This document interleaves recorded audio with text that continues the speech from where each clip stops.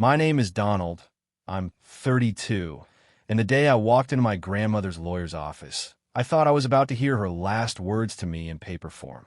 Instead, what I heard felt like a blade slipping between my ribs.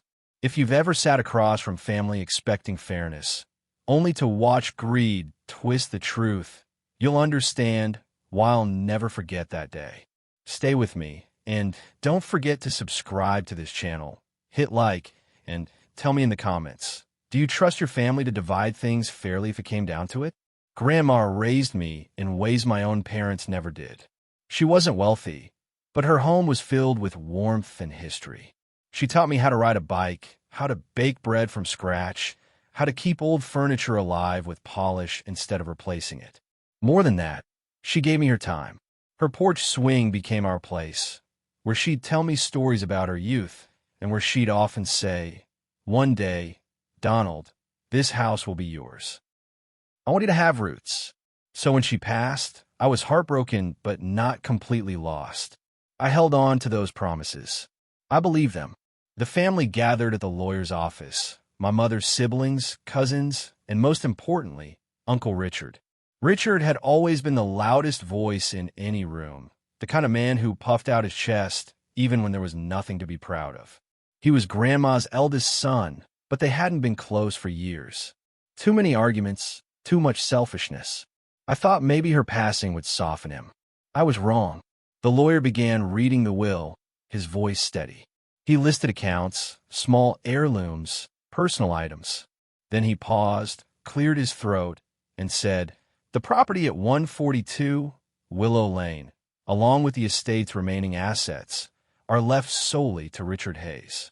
The room went still. My ears rang. I glanced around. My cousins exchanged shocked looks, my mother stared at her lap, and Richard leaned back with a smug grin plastered across his face. I couldn't hold it in. "That's not right," I said, my voice sharper than I intended. "Grandma always said the house was meant for me." Richard chuckled, the sound low and mocking. "She might have said a lot of things, Donald, but what matters is what's on paper. And on paper, she trusted me, not you." The lawyer shifted uncomfortably, but said nothing. I sat frozen, my chest tight, anger and grief swirling together. Richard continued, "You should be grateful, honestly. She could have left you dead. Instead, she spared you." The words cut deeper than the will itself. I left that office numb, the promise of the house echoing in my head. I didn't understand. Grandma wasn't careless. She wasn't cruel. She wouldn't have left me with nothing.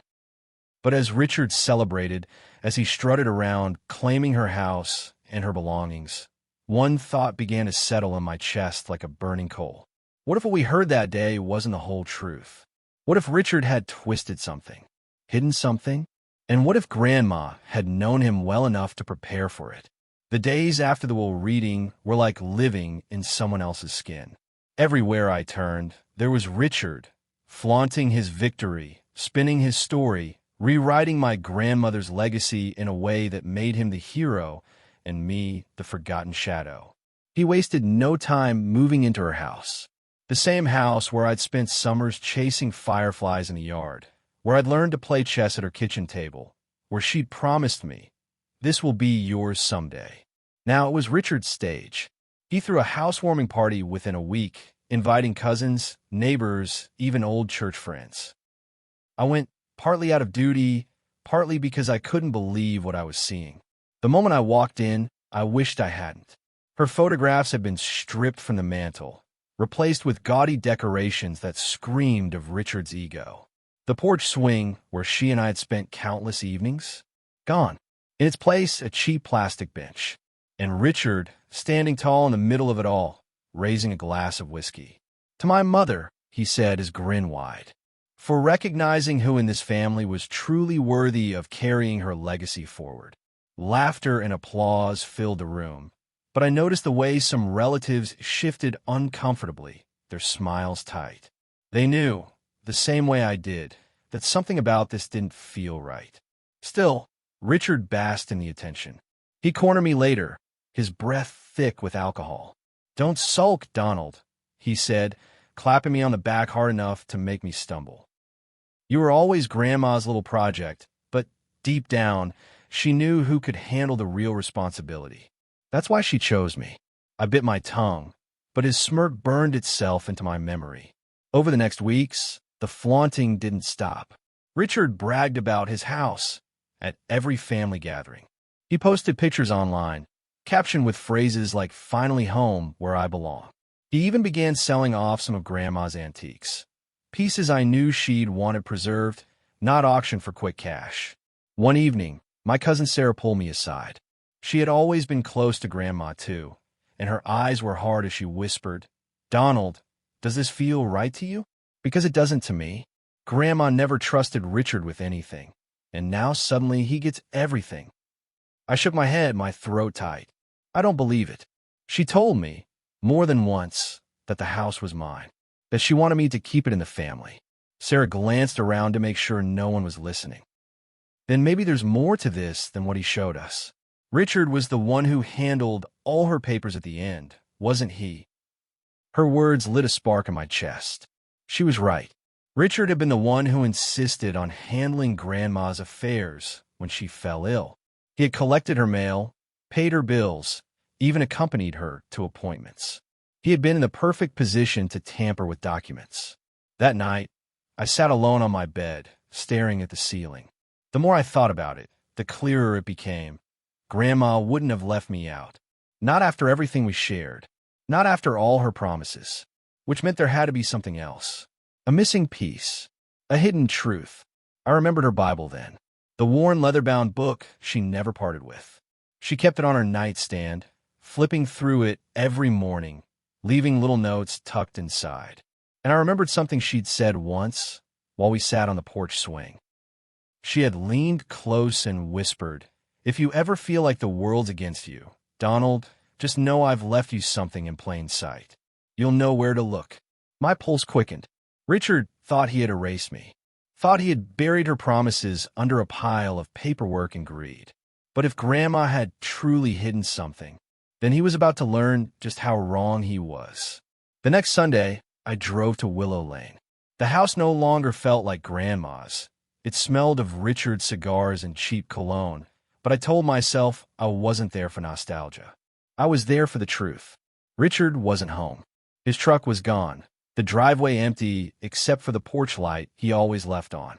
I used the spare key I'd had for years, the one he didn't know about. My hands trembled as I turned the lock, half expecting him to appear in the doorway. Inside, the living room was gutted of everything familiar. The crocheted blankets, the old rocking chair, the porcelain figurines she'd collected for decades. All gone. He had scrubbed her memory from the house like she had never lived there. But Richard wasn't thorough. He was careless, arrogant, and I was counting on that. I went straight to her bedroom. The walls had been repainted a harsh gray, her curtains replaced with blinds, but the nightstand remained. My chest tightened as I reached for the drawer. Inside, under a pile of receipts and pens, was the Bible. The leather cover was worn smooth, the gold lettering faded, but the moment I touched it, I felt her presence again. I sat on the edge of her bed and opened it. Page after page, I found what I had expected. Bookmarks, underlined verses, little scraps of paper with recipes or prayers. But then, halfway through Psalms, the spine bulged slightly. Something was tucked deeper inside. My breath caught as I slid the envelope free. It was sealed. My name, written across the front in her familiar looping script. Donald. For a moment, I just stared at it, my vision blurring. Then I tore it open with shaking hands. The letter inside was short, but it made my throat close as I read. Donald, if you are reading this, then what I feared has come true. Richard has always been greedy, and I knew he might try to take what isn't his. That is why I left this for you. This is my true will. Signed, notarized, and hidden where only you would think to look. You are my heir. Take care of the house, and take care of yourself. You are not forgotten. Love always, Grandma. Behind the letter was the document itself. A notarized will, dated months after the one Richard had paraded in front of the lawyer. And there, clear as day, was my name, Donald Hayes, the rightful heir to her home and her estate. My hand shook as I held the paper. Relief, anger, grief, all of it crashed into me at once. She had protected me. She had prepared for him. Richard thought he had erased me, thought he could take everything with a smug smile and a forged paper trail. But Grandma had known better. She had known him, and she had made sure the truth would outlive her. I slid the will back into the envelope and tucked it inside my jacket. My heart pounded as I left the house, locking the door behind me. This wasn't over, not by a long shot, because Richard wasn't just going to lose the house. He was going to lose the lie he had built around himself. And I was going to make sure the whole family saw it happen. Richard loved nothing more than an audience. So when he announced a family dinner at Grandma's house, I knew exactly what he was doing. He wanted to gloat, to remind everyone that he, not me, had inherited everything. It was perfect. The night of the dinner, I drove to Willow Lane with the envelope in my jacket pocket. The whole drive there, my pulse thudded in my ears, my fingers brushing over the sealed flap like a talisman. Inside, the dining room was already buzzing with conversation. My cousins sat at the long oak table, their plates full. Aunt Margaret and Uncle Tom poured wine. And at the head of the table sat Richard, his chest puffed up like a king on his throne. "Ah, Donald," he said when he saw me. "Glad you could make it. I wasn't sure you'd show, considering well." He smirked, waving a hand around the room. "You know." I forced a smile and took a seat. Dinner began the way it always did. Small talk, laughter, the clinking of glasses. But Richard couldn't help himself. He leaned back in his chair, swirling his whiskey, his voice loud enough for everyone to hear. "You know, Mother always said she could rely on me," he announced. "And now here I am, keeping the family home alive. Just as she wanted." Some relatives nodded politely, but others glanced at me with unease. They remembered her words as well as I did. Richard caught the looks and pressed on. "It's a lot of responsibility, of course, but she trusted me with it. Not everyone's cut out for this kind of legacy." His eyes slid to me, smug and sharp. The heat rose in my chest, but I kept my face calm. I waited until he raised his glass for another toast. And then I spoke. "That's an interesting version of events, Richard," I said evenly. "But it's not the truth." The room fell quiet. Forks hovered midair. All eyes turned to me. Richard chuckled, the sound dripping with condescension. "Oh, Donald, still bitter? You heard the will. You got nothing. That's life." I reached into my jacket and placed the envelope on the table with a firm thud. "No, that's your lie. This," I slid the papers out and spread them flat, "is Grandma's real will." Gasps rippled around the table. My aunt leaned forward, squinting at the page. "Dated after the one Richard showed us," she murmured. "And notarized." I pointed to the line where my name appeared, bold and clear. She left it all to me. The house, the estate, everything. She even wrote a letter saying she hid it because she didn't trust Richard not to tamper with things. Murmurs broke out. My cousins exchanged stunned looks. My uncle's face turned red with anger. Richard shot to his feet, his voice booming. "This is fake. He forged this. Don't you see what he's doing?" But his bluster fell flat. Aunt Margaret shook her head slowly. "No, Richard. This feels like her. She told me years ago the house would go to Donald. She never once said it was meant for you."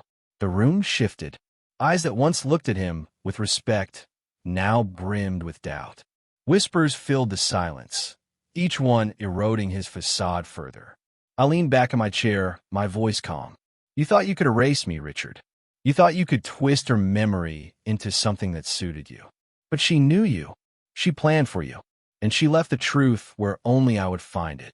Richard's face twisted, his hands trembling with rage. But there was nothing left for him to say, nothing left for him to hide behind. In front of the whole family, his lie crumbled. And for the first time since Grandma's passing, I felt her promise to me settle like solid ground beneath my feet. The room was heavy with silence after Richard's outburst, but it wasn't the silence of respect he was used to commanding. It was the silence of shame. My cousins whispered among themselves, some shaking their heads. Aunt Margaret's lips pressed into a thin line, her eyes fixed on Richard like she was seeing him clearly for the first time. Even Uncle Tom, who had always backed him no matter what, wouldn't meet his gaze. Richard's face flushed crimson. "You're all fools," he spat. "You think a piece of paper changes anything? That boy can't handle responsibility. Mother knew it, I know it, and deep down you all know it too." But his words didn't land. The louder he got, the smaller he seemed.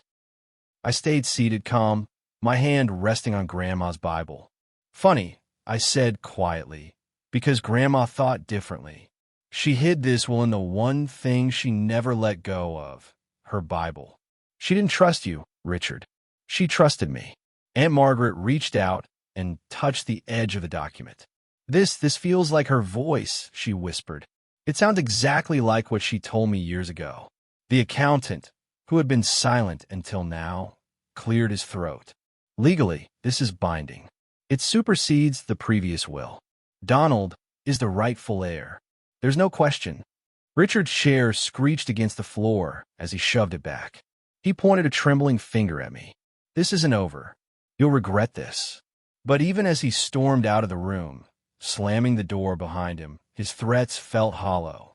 Everyone had seen the truth. His power had evaporated, replaced by whispers of disgrace that would follow him for the rest of his life. I gathered the papers carefully, sliding them back into the envelope. My hands no longer shook.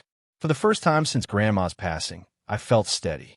That night, I returned to Willow Lane. My house. Grandma's house. The porch swing was gone, but the faint grooves in the wood where it had once hung were still there. I stood there for a long while, the cool night air brushing against my face. I unlocked the door and stepped inside. The smell of cigars and cheap cologne still lingered, but beneath it, faint and stubborn, was the scent of lavender, the soap Grandma had always used. It felt like she was welcoming me home. I sat at the kitchen table, the same one where she had taught me to play chess, where she had promised me, "This will be yours someday." And it was not because Richard allowed it, not because I fought harder, but because Grandma had always seen me, even when the rest of the family looked past me. Richard had tried to erase me, tried to rewrite her story into one where he was the chosen heir. But the truth had spoken louder than his lies. And in the end, it wasn't just the house I inherited. It was her faith in me, her legacy. If you've ever had to fight for the promises someone made to you, you know the satisfaction of watching the truth burn through lies like sunlight through clouds. Subscribe to this channel, hit like, and tell me in the comments, at what moment do you think Richard realized he'd already lost everything?